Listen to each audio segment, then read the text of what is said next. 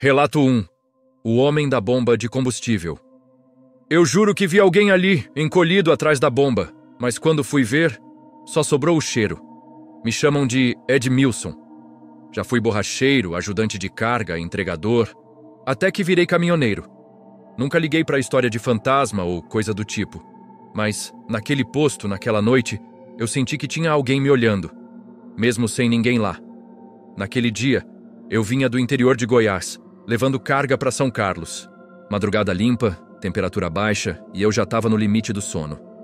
Quando bati o olho num posto aceso à margem da BR-314, decidi parar. Era pequeno, antigo, com só 2 bombas e uma lanchonete fechada. Mas tinha luz e banheiro. Estacionei o bruto com cuidado, desliguei o motor e desci. O lugar estava quieto demais. Nada de frentista, nenhum outro caminhão. Só o ruído fraco de um letreiro luminoso tremendo. Fui ao banheiro, joguei uma água no rosto, comi um salgado frio da máquina automática e voltei. E foi aí que eu vi. Do outro lado da bomba, tinha alguém agachado. Não parecia trabalhar ali. Estava imóvel, com a cabeça abaixada entre os joelhos, como se estivesse dormindo encolhido. A roupa parecia escura, encardida. Achei estranho, mas não perigoso. Talvez um andarilho. Fui devagar, rodeando pela esquerda, mantendo distância. Quando cheguei mais perto, não tinha mais ninguém. Só o vazio. Mas o que me travou não foi a ausência. Foi o cheiro. Um cheiro forte, humano. Suor velho, encardido, como de roupa molhada guardada por dias. Um cheiro quente, mesmo com o ar gelado da madrugada. Olhei em volta. Nenhum som. Nenhuma pegada. Nenhuma alma viva além de mim. Pensei em ignorar, mas alguma coisa me incomodava. Fui até a cabine, peguei uma lanterna e voltei. Vasculhei o entorno da bomba, chequei o lado de trás, o chão, até me abaixei. Nada. Voltei para o caminhão, sentei na boleia e fechei a porta. Respirei fundo. O cheiro ainda estava ali, dentro da cabine, mas não com a mesma força. Como se tivesse ficado impregnado em mim. Abri o vidro, liguei o ventilador. Nada adiantava. Decidi dormir assim mesmo. Encostei o banco, puxei o boné na cara e tentei relaxar. Mas o cansaço não vencia o desconforto. Uns 40 minutos depois, acordei de supetão com um estalo seco no lado de fora. Tipo plástico sendo pisado. O vidro estava meio embaçado, mas deu para ver. Atrás da bomba, havia de novo um vulto. Mesmo canto, mesma posição. Liguei o farol alto. Nada. Levantei, peguei a lanterna, saí devagar. De novo, vazio. Mas o cheiro voltou mais forte que antes, mais denso. Um odor que dava ânsia. E dessa vez encontrei outra coisa. Um pacote de bolacha, rasgado, jogado perto do canto da bomba. Não era meu. Também não parecia recente. Olhei ao redor de novo, instintivamente. Nada. Voltei apressado para o caminhão, liguei tudo, luz interna, rádio, até o limpador, mesmo sem chuva. Fechei as janelas. O bafo impregnado parecia me seguir. Comecei a me perguntar, será que alguém entrou enquanto eu dormia?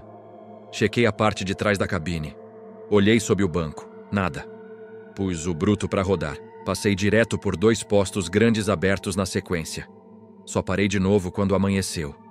No dia seguinte, comentei por alto com um colega num ponto de apoio.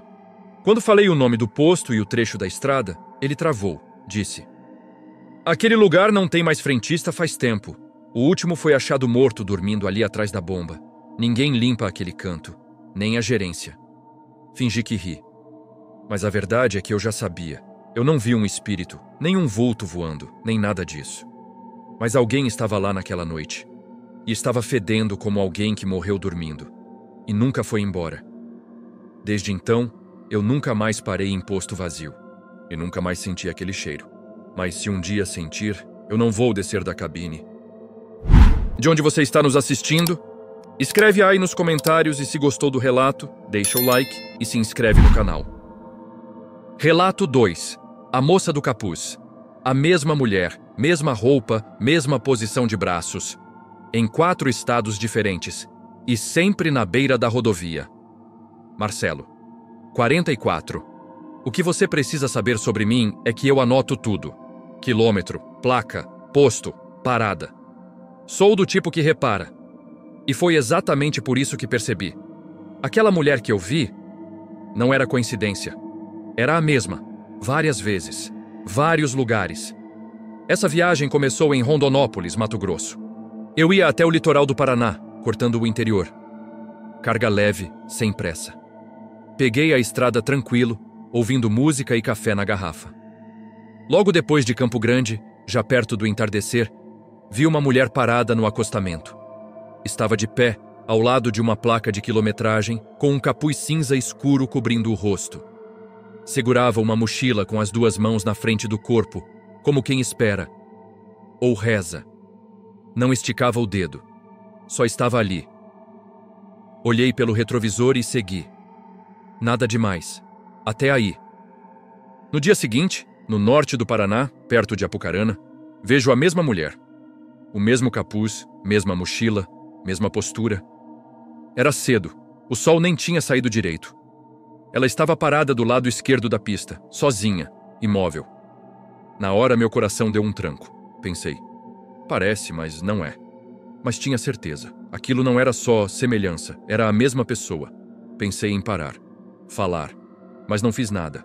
Só acelerei. Na terceira vez, eu já estava em São Paulo, na região de Sorocaba. Madrugada, garoa fina. E lá estava ela, parada do lado de uma mureta baixa, a mochila encostada no joelho, capuz cobrindo o rosto. Mesma cor de moletom, mesmo jeans lavado e a mesma sensação esquisita na barriga. Dessa vez, eu encostei. Desliguei o farol alto. Abaixei o vidro devagar. "Tudo certo aí?" perguntei. Ela não respondeu, nem olhou. Ficou ali, com o rosto abaixado, como se não ouvisse. Puxei o freio de mão, mas a sensação que me deu foi de estar sendo observado. Não só por ela, pelo entorno, pelo próprio ar. Dei marcha lenta, com o farol apagado, e fui embora devagar. No retrovisor, ela ainda estava lá. A quarta vez foi 2 dias depois, na BR-282, já em Santa Catarina, final de tarde. E dessa vez foi o pior. Ela estava parada no mesmo lugar onde um colega meu morreu atropelado, 1 mês antes. Um ponto cego de curva, sem acostamento largo. Quando vi a silhueta dela ali, tão igual quanto das outras vezes, meu braço gelou. O detalhe. Ela estava olhando direto para o meu caminhão. Pela primeira vez, o rosto visível, mas coberto por sombra. Não dava para ver expressão. Só sabia que estava me olhando. Passei por ela, mudo. O retrovisor me mostrou o que eu não queria ver. Ela não estava mais ali. Parei alguns quilômetros à frente, desci, andei até o acostamento, acendi o farol de lanterna. Não havia rastro, nem pegada, nem marca de pneu de carona. Nada. Sentei no para-choque do caminhão e tentei processar. 4 aparições. Mesma mulher. 4 estados diferentes. Sempre na estrada, sempre sozinha. Voltei pro caminhão e dormi ali mesmo, com o motor ligado, luz interna acesa e o rádio chiando num canal vazio. Quando amanheceu, segui viagem sem pensar muito.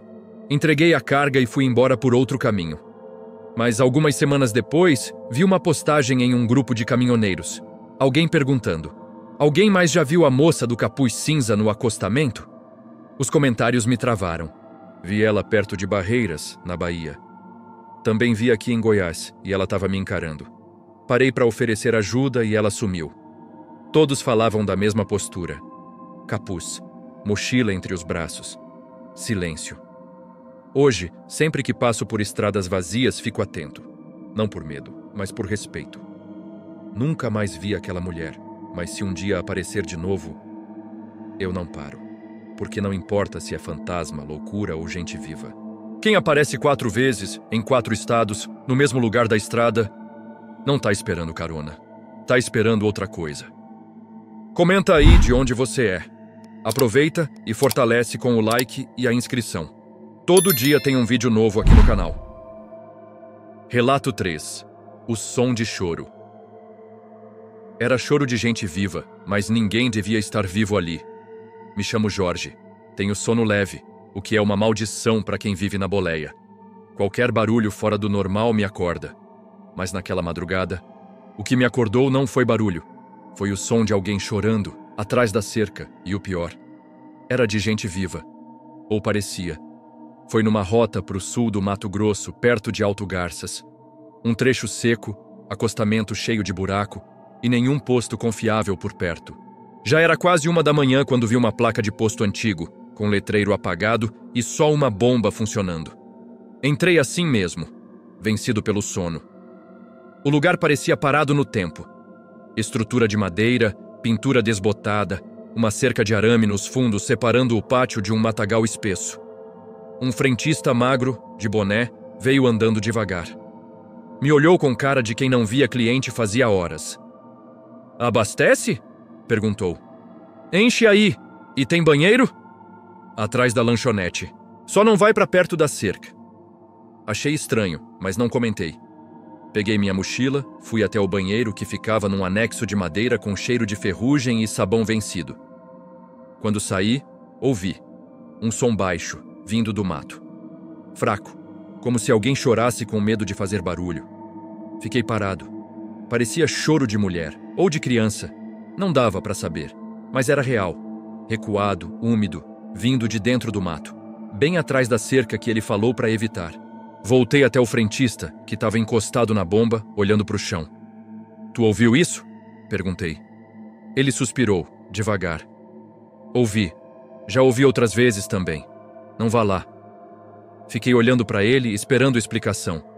Ele continuou olhando para o chão. "O mato engole e devolve diferente, se devolve." Aquilo me arrepiou. Mas não parecia papo de assustador barato. O cara falava com uma calma, que dava medo. "Nunca viu quem é?" perguntei. "Não, mas teve gente que foi." "Mas..." Ele só me olhou, os olhos fundos, meio tristes. Nenhuma volta igual. Voltei para o caminhão, com aquela sensação que gruda atrás do olho. Fiquei um tempo no volante, motor desligado, luz interna acesa, só ouvindo. O choro tinha parado, mas o silêncio parecia ainda mais pesado depois dele. Deitei no banco, deixei o rádio ligado baixo para me distrair. Uns 40 minutos depois ouvi de novo, só que agora mais perto. Um lamento longo, abafado, como de alguém cansado de gritar. Levantei devagar, olhei pela janela lateral. A luz do posto pegava só metade do pátio. O resto era sombra. Peguei a lanterna e desci, mesmo sem querer. Fui até a lateral da lanchonete. Do lado de lá da cerca, só mato alto e escuro. O som vinha dali, mas não era direto. Parecia ecoado ou enterrado. Iluminei a vegetação. Nada. Só o movimento leve das folhas com o vento. Mas quando apaguei a lanterna, o choro parou, instantaneamente. Voltei com o estômago apertado. O frentista não estava mais. Nem na bomba, nem na lanchonete. Achei que talvez tivesse ido dormir, mas me deu um nó na garganta. Sabe quando o lugar parece diferente, como se tivesse passado tempo demais? Tranquei a cabine, puxei o banco e fiquei olhando para frente, sem sono, sem coragem de fechar o olho. Quando o dia clareou, vi que tinha um segundo caminhão parado, mais adiante, mas sem ninguém dentro. Caminhei até lá. Vidros abertos. Copo de café quente no painel. Voltei para o frentista. Ele estava varrendo a calçada como se nada tivesse acontecido. "Esse caminhão aí chegou ontem à noite, antes de você." "Cadê o motorista?" Ele olhou para mim. Foi ver o que chorava. Parei. Engoli seco. "Voltou?" Ele olhou o mato. Depois olhou para mim. "Às vezes volta, mas nunca é igual." Na hora, entrei no meu caminhão, virei a chave e fui embora. Com um tanque meio cheio, sem café, sem pensar 2 vezes. E até hoje, toda vez que escuto alguém chorando à noite, em estrada deserta, eu fecho o vidro. Porque o som de dor é fácil de reconhecer. O difícil é saber se é humano. Qual cidade você está agora? Quero saber até onde essas histórias estão chegando. Curtiu? Clica no like e se inscreve no canal. Tem coisa pior vindo aí. Relato 4. O corpo no acostamento. Eu vi o corpo, caído, virado de lado, a roupa rasgada. Mas quando voltei, não tinha nada. Nem marca no chão. Alberto Muniz. Comecei tarde na estrada, depois dos 30, mas desde então, nunca mais parei. Não sou de susto fácil. Mas naquela noite, na BR-452, eu vi um corpo. E quando voltei, não tinha mais nada. Nem marca, nem rastro. Só a memória. Naquele dia, eu voltava vazio de uma entrega em Anápolis, sentido sul. Já era por volta de 2 da manhã. O trecho era aberto, mato ralo dos 2 lados e poucos postes. Silêncio de estrada de verdade. Estava tranquilo, ouvindo o rádio baixo, com os faróis no médio, quando vi. Na beira direita da pista, quase no limite entre o asfalto e o mato, tinha algo estirado. Na hora, meu coração gelou. Era um corpo. Humano. Caído de lado. Roupas escuras, braços dobrados, como se tivesse sido jogado ali. Foi rápido, mas claro. Passei por ele como quem passa por um animal atropelado. Só que não era animal. Eu vi o formato do tronco, da perna dobrada, o cabelo raspado na nuca. E o mais estranho, não tinha sangue. Reduzi na hora. Liguei o alerta e encostei no acostamento, a uns 300 metros de distância. Respirei fundo, olhei pelo retrovisor. Escuro. Nada visível. Peguei a lanterna e voltei a pé, andando devagar pelo acostamento. Foram uns 5 minutos de caminhada no máximo. Eu sabia onde tinha visto. O ponto era exato, entre 2 placas refletivas, antes de um arbusto grande do lado direito. Mas quando cheguei lá, não tinha nada. Nenhum corpo, nenhuma roupa, nenhuma marca no chão. O mato estava intacto. Nem uma pegada, nem grama amassada, nem sinal de que alguém esteve ali. Iluminei em volta, fui até o mato, varri com a lanterna. Comecei a suar. E não era calor. Era desconforto profundo. A certeza de ter visto. A sensação de que alguma coisa devia estar ali. Voltei confuso. O silêncio da estrada parecia mais espesso. Dentro do caminhão, sentei no banco com a respiração descompassada. Tentei me convencer de que era ilusão. Um pedaço de lona, talvez. Ou uma sombra mal interpretada. Segui viagem, mas o cérebro não desligava. Na próxima parada, já perto de Ituiutaba, comentei com o frentista. Tu já viu coisa estranha na 452, perto da placa de sinalização 109? Ele fechou o semblante. Você viu também? Achei que tinha visto um corpo, mas quando voltei sumiu. Ele assentiu devagar, quase como quem lamenta. Tem mais gente que fala disso. Mesma descrição, mesmo ponto, mas nunca acham nada. E ninguém denuncia? Como se não tem corpo? Aquilo me travou. Me fez repensar tudo, e o pior é que não acabou ali. Naquela mesma noite, recebi mensagem de áudio de um conhecido que vinha atrás de mim na mesma estrada, uns 30 minutos depois. Mano, passei por um troço agora que me deu calafrio. Parecia um corpo jogado na beira, perto daquela curva, antes da saída para a usina. Você viu isso? Era o mesmo lugar, só que ele não voltou. E o corpo? Sumiu de novo. Desde então, ouço histórias parecidas. Sempre a mesma descrição. Homem de roupa escura, caído de lado, nunca com sangue. Nunca em posição de socorro. Como se tivesse sido colocado ali para ser visto. E esquecido. Não sei se é alguma repetição visual do cérebro cansado. Ou se tem algo, ou alguém, usando aquilo para atrair atenção. Já pensei até em alucinação coletiva. Mas não tem como tanta gente ver a mesma coisa no mesmo lugar. Eu vi um corpo. E o que mais me arrepia é que talvez alguém ainda esteja ali, esperando ser visto de novo. Porque tem coisa que a estrada não leva, só esconde. Você já viveu algo parecido? Comenta o nome da sua cidade ou estado aí embaixo. E se quer continuar nessa estrada comigo, deixa o like e se inscreve no canal. Relato 5. A voz no rádio. A voz pedia ajuda, chorava, falava o nome da estrada, dizia que estava ferido, mas ninguém além de mim ouviu. Valmir, rádio ligado, sempre. Não importa o trecho, não importa a hora. Canal 19 é minha companhia desde que comecei. Por isso eu sei reconhecer quando uma voz não é zoeira, nem trote. E aquela voz pedindo socorro, ela não devia estar sozinha no rádio. mas só eu ouvi. Esse relato aconteceu numa madrugada entre Montes Claros e Januária, no norte de Minas. Eu vinha com carga de compensado, estrada vazia, céu limpo e o rádio ligado, como sempre. A maioria do tempo era só chiado e algumas piadas soltas de colegas. Até que por volta das 2h20 da manhã, entrou uma voz diferente. Baixa, trêmula, um homem. Alô? Alguém me escuta? Pelo amor de Deus. Tô ferido. Tô na 135, quilômetro 86. A voz parecia à beira do desespero. Falava com pressa, errava as palavras. Respiração ofegante. No fundo, dava para ouvir o som de motor ainda ligado. Peguei o microfone. Positivo, companheiro. Tenta repetir o ponto. Tá ferido? Nada. Só chiado. Esperei alguns segundos. Mais uma vez, a voz entrou como se estivesse no mesmo trecho de antes. Tô no acostamento. Tombou. Não tô conseguindo sair. Tem sangue. Por favor. Alguém. Mais uma vez tentei contato. Você tá na 135? Afirmativo. Eu tô no quilômetro 70. Posso tentar voltar? Silêncio. Fui aumentando o volume, mudando ligeiramente o ajuste de frequência. Nenhuma resposta.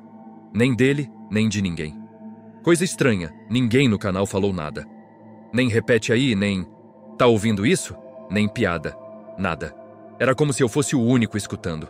Olhei o GPS. O quilômetro 86 da 135 ficava uns 15 quilômetros atrás.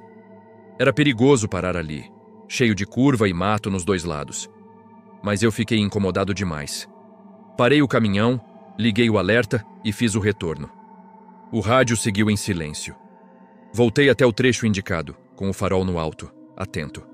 Vi um quebra-molas, uma placa enferrujada, uma entrada de terra, mas nenhum acidente, nenhuma luz, nenhum veículo, nenhum sinal de tombamento. Diminuí, acendi a lanterna e fui até a borda da pista. O mato estava alto, mas não parecia amassado. Nem cheiro de gasolina, nem som de motor ligado. Esperei alguns minutos com o rádio ligado. Só chiado. Decidi seguir viagem. Mas aquilo ficou na minha cabeça. Quando parei num posto já amanhecendo, comentei com 2 caminhoneiros no café. Ontem à noite alguém chamou no canal 19, pedindo socorro na 135, quilômetro 86. Vocês ouviram? Eles se entreolharam. A gente veio de lá, tudo limpo, nenhuma ocorrência, não ouvimos nada. Mas era claro, voz de homem, ferido, falando do local com precisão. Só se foi trote, mas o rádio não chiou não, silêncio a noite toda. Na hora, achei que podia ser sinal localizado ou interferência. Fui até um grupo de WhatsApp de motoristas da região e perguntei: alguém escutou uma voz pedindo socorro pelo CB essa madrugada, na 135? Silêncio. Ninguém respondeu. No fim do dia, um caminhoneiro que conheço me chamou no privado. Tu ouviu também? Sim, achei que só eu. Faz 2 anos que ouço essa voz, sempre a mesma. Mesma estrada, mesmo trecho, mesma hora. Você já conseguiu localizar? Não, mas um conhecido tentou, nunca mais voltou. Fiquei em choque. Hoje ainda rodo por lá. Ainda deixo o rádio ligado. Mas toda vez que entra estática por mais de 10 segundos, meu peito aperta. Porque eu sei que uma hora ou outra ele vai chamar de novo. E a pior parte não é escutar. A pior parte é ser o único que ouve. Tá assistindo de qual lugar do Brasil? Ou tá fora do país?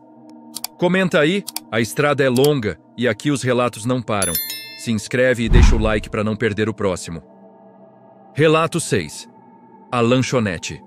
Eu comi lá umas 4 vezes, sempre o mesmo café, a mesma senhora no balcão. Mas quando voltei, a lanchonete não existia mais, nem sinal. Dário.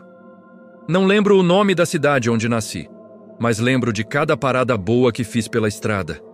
Tem lugares que viram rotina, outros viram lembrança. Mas essa lanchonete virou uma dúvida. Porque talvez ela nunca tenha existido de verdade, só para mim. Eu rodava bastante entre Barreiras, na Bahia, e Unai, em Minas. Sempre pela BR-135. Um trecho longo, com bastante vazio no meio. Madrugada é o horário que eu gosto de rodar. menos trânsito, mais estrada. Foi em janeiro que parei pela primeira vez naquela lanchonete. Fachada branca, telhado de zinco, uma árvore grande na frente, com sombra até a noite. A placa era simples: Lanches em Café. Nada chamativo. A porta de vidro arranhado, o rádio baixinho tocando sertanejo antigo e a senhora. Sozinha, tranquila, preparando pão com ovo na chapa. Café coado na hora, cheiro forte, ambiente limpo. Voltei lá em março, abril e maio, sempre de madrugada, entre 2 e 4. E toda vez era igual, ninguém mais na lanchonete, só ela. Boa noite, com voz mansa, um café forte e a sensação estranha de que o tempo ali passava mais devagar. Na última vez, ela me deu uma caneca branca, com uma rachadura no canto. Pode levar, é sua sorte, já que vem sempre. Guardei no baú da cabine. Fiquei 2 meses em outra rota. Quando voltei para 135, já estava com vontade de parar lá de novo. Sabia o ponto exato, antes da curva da Figueira, depois de uma cerca quebrada. Reduzi a velocidade quando me aproximei, mas a lanchonete não estava lá. Nem o prédio, nem a placa, nem a árvore. Onde deveria estar a construção, havia apenas mato raso e cerca velha. Nenhum sinal de ruína, calçamento ou obra recente. Terra seca e só. Pensei que podia ter me confundido. Fiz o retorno no próximo trevo e voltei devagar, com a lanterna da cabine acesa.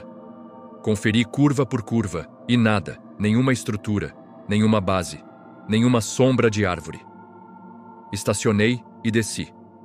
Caminhei até o mato, iluminei o chão. Nenhum vestígio de parede, poste, cano. O terreno parecia não ver concreto há décadas. Na parada seguinte, comentei com 2 caminhoneiros.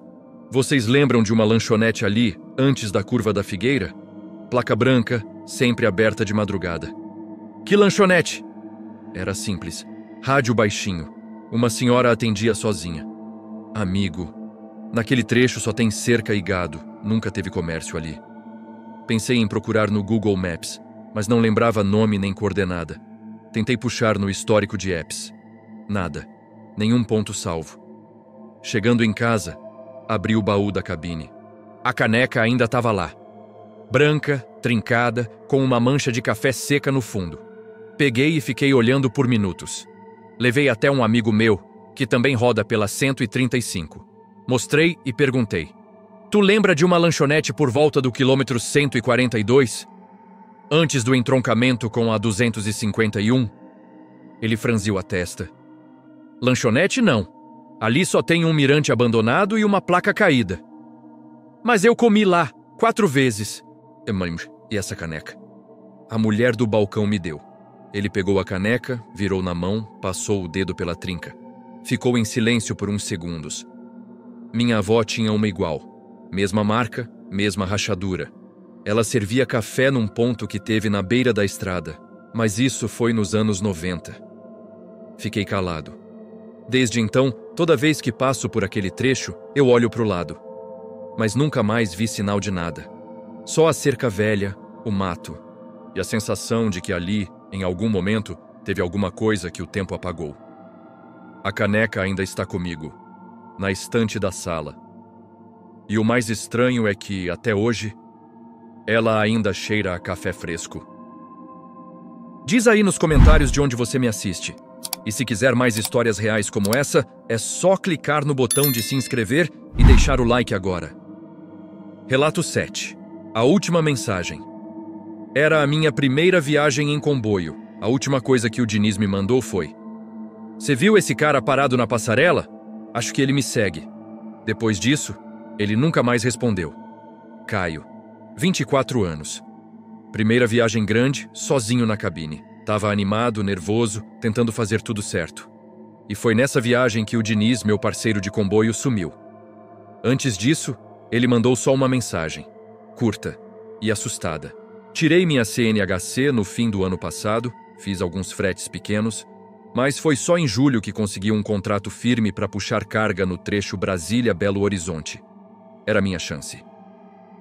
Nessa viagem, fui escalado para acompanhar um veterano da empresa, Diniz.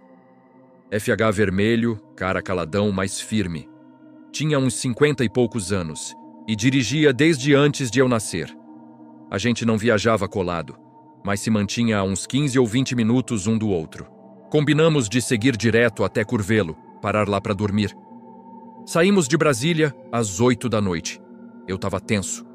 Era a primeira vez rodando direto à noite num trecho longo, sem muita estrutura. Mandava áudio toda hora perguntando de tudo. Se podia acelerar ali, se o posto do lado era confiável, essas coisas. O Diniz respondia curto, mas tranquilo. Por volta de 1 da manhã, ele mandou um áudio seco, do nada. Sem fala aí, sem contexto. Você viu esse cara parado na passarela? Acho que ele me segue. Na hora eu nem entendi. Achei que fosse brincadeira. Respondi rindo. Cara, como? Tu tá me zoando? Nada. Mandei outro. Passarela onde, Diniz? Silêncio. Tentei ligar. Chamou, caiu. Meu peito deu aquele aperto. Continuei na estrada, os olhos varrendo cada passarela. A BR tinha várias. Concreto velho, sem luz, pichadas. Mas não vi ninguém. Na altura do quilômetro 243, vi o que parecia ser um ponto de parada no escuro, com o asfalto meio gasto. Encostei, esperei, tentei falar com ele de novo. Nada. O rádio CB também mudo, chiado puro. Mandei a localização no WhatsApp. Reencaminhei a última mensagem. Tá aí ainda? Nenhuma visualização. Passei a rodar mais devagar, procurando o FH vermelho. Mas nada, nem sinal. Cheguei em Curvelo umas 2h40. Parei no pátio do posto que tínhamos combinado. Desci do caminhão com a mão tremendo. Esperei. Liguei para a empresa. O rastreador mostrava que o caminhão dele tinha sumido pouco depois da meia-noite. Não emitiu mais sinal. A PRF foi acionada. Disseram que iam procurar. No dia seguinte, voltei pelo mesmo trecho com 2 funcionários da empresa. Percorremos todo o trajeto, olhando acostamentos, entradas de terra, áreas de escape. Nada. Dias depois, alguém no grupo dos motoristas disse que tinha ouvido a mesma coisa. Uma voz baixa no rádio, falando de alguém parado numa passarela. Sempre com a mesma frase.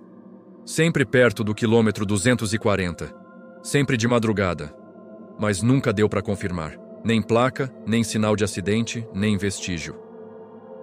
A última vez que escutei a voz do Diniz foi naquele áudio. Eu escutei várias vezes depois. Até que reparei em um detalhe que me fez gelar. No fundo do áudio, quando ele diz "acho que ele me segue", tem outro som. Um estalo seco, tipo passo pesado no concreto.